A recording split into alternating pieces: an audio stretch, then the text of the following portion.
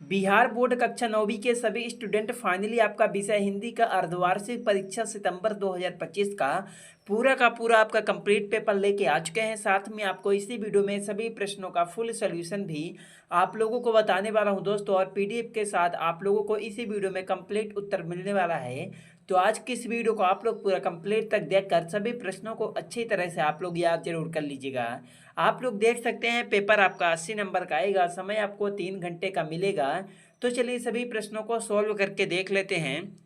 तो आप लोग देख सकते हैं सबसे पहले इसमें आपका आता है खंड आ, जिसमें आपका पूछा गया वस्तुनिष्ठ प्रश्न, जो कि आपसे 40 नंबर का पूछा गया। प्रत्येक प्रश्न के लिए आपको 1 अंक मिलेगा। तो इसमें आपका पहला प्रश्न आपका आता है नदी शब्द का संधि विच्छेद है। तो पहले प्रश्न में आपको लिखना होगा, पहले का आपका राइट आंसर हो जाएगा नदी शब्द का संधि विच्छेद है नदी धन ईस। तो पहले में आपको तीसरा नंबर लिखना होगा नदी धन ईस। दो में आपका आते निम्नलिखित में अशुद्ध शब्द है। दूसरे प्रश्न में आपको लिखना होगा निम्नलिखित में अशुद्ध शब्द आपका हो जाएगा पहला नंबर मूर्धन। तीन में आपका आते आप बीती शब्द किस समास का उदाहरण है। तीसरे प्रश्न में आपको लिखना होगा आप बीती शब्द तत्पुरुष समास का उदाहरण है। किस समास का? तत्पुरुष समास का उदाहरण है। तो तीसरे में आपको तीसरा नंबर लिखना होगा तत्पुरुष। चार में आपका आता है द्विगुण व्यंजनों की संख्या कितनी है। चौथे प्रश्न में आपको लिखना होगा द्विगुण व्यंजनों में संख्या 2 कितनी 2 है। तो चौथे का आपका पहला नंबर हो जाएगा 2। उसके बाद आपका आता है प्रश्न नंबर 5, जिसमें आपका पूछा गया है छ ध्वनि का उच्चारण स्थान है।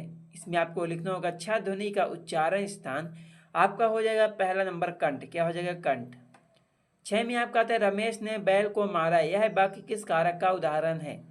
तो 6 में आपको लिखना होगा रमेश ने बैल को मारा, यह वाक्य कर्म कारक का उदाहरण है। तो 6 में आपको चौथा नंबर लिखना होगा कर्म कारक।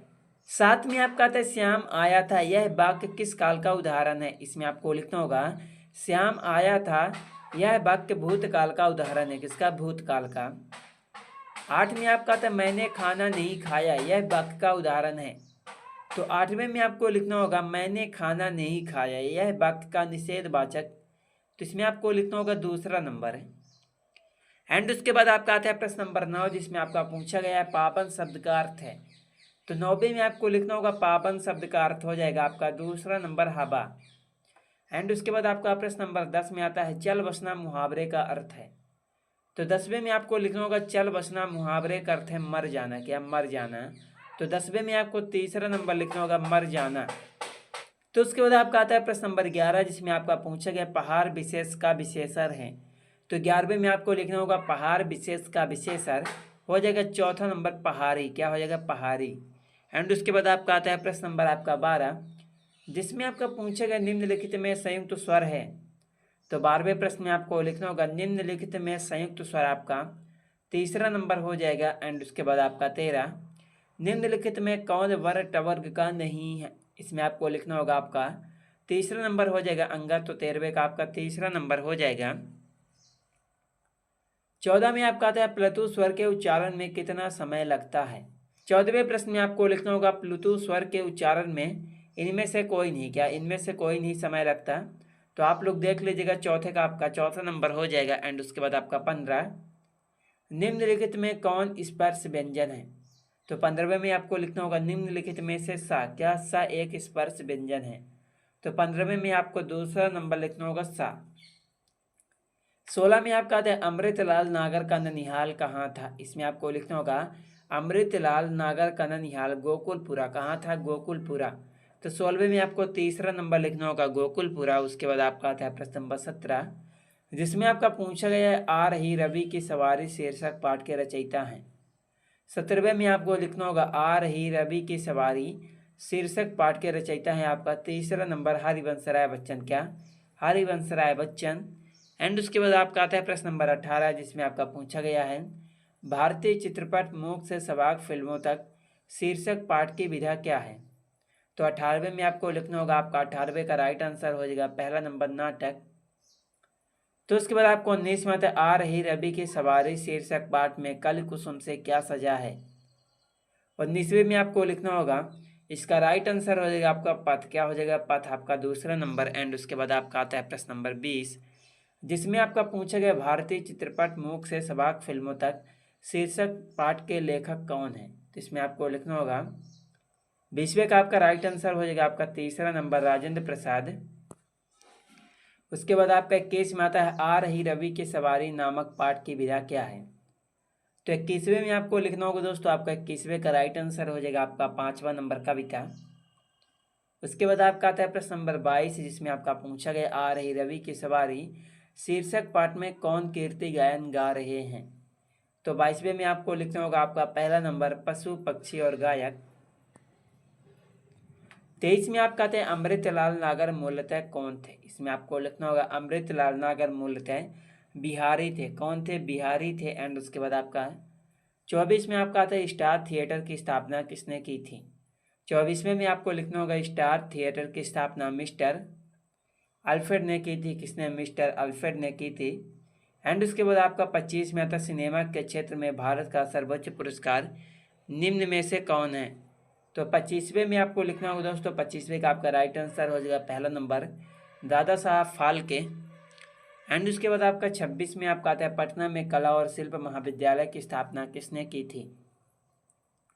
26 में आपको लिखना होगा पटना में कला और शिल्प महाविद्यालय की स्थापना राधा मोहन बाबू ने की थी। किसने?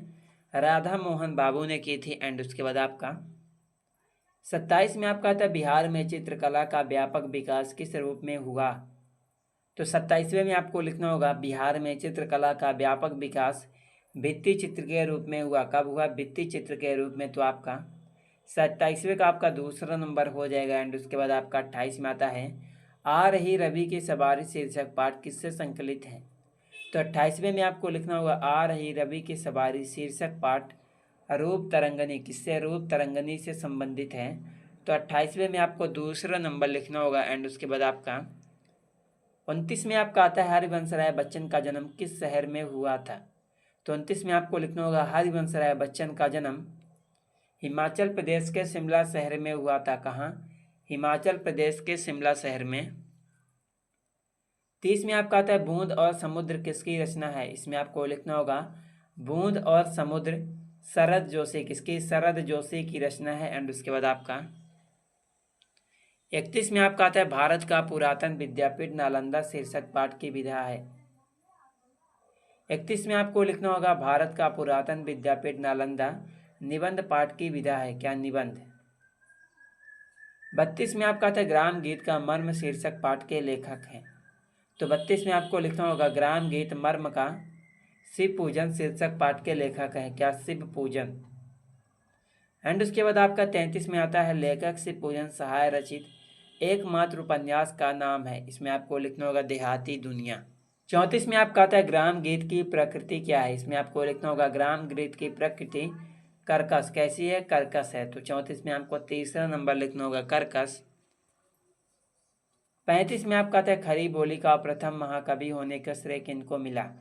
इसमें आपको लिखना होगा खरी बोली का प्रथम महाकवि होने का श्रेय गुरु गोविंद सिंह को मिला। किसको मिला? गुरु गोविंद सिंह को। 36 में आपका आता है धूल शब्द का अर्थ है। इसमें आपको लिखना होगा धूल शब्द का अर्थ धूल किससे है? धूल से। तो आपको 36 में दूसरा नंबर आपको लिखना होगा धूल। एंड उसके बाद आपका 37 में आता है गुरु गोविंद सिंह का जन्म कहाँ हुआ था? इसमें आपको लिखना होगा गुरु गोविंद सिंह का जन्म कहाँ हुआ था? इसका राइट आंसर हो जाएगा आपका बनारस में। एंड उसके बाद आपका 38 में आपका था कवि मंझन ने प्रेम को संसार में किसके समान अमूल्य माना है? तो इसमें आपको लिखना होगा दोस्तों इसका राइट आंसर हो जाएगा आपका चौथा नंबर राज मुकुट के समान। एंड उसके बाद आपका 39 में आता है भक्त कबीर रैदास ने अपने आराध्य के समक्ष अपने आप को क्या माना है? तो आपको 39वें में लिखना होगा इसका राइट आंसर हो जाएगा भयहीन आपका दूसरा नंबर। 40 में आपका आता है कबीर रैदास की नज़र में ईश्वर की पूजा अर्चना के लिए चढ़ाए जाने वाले फूल जल कैसे हैं?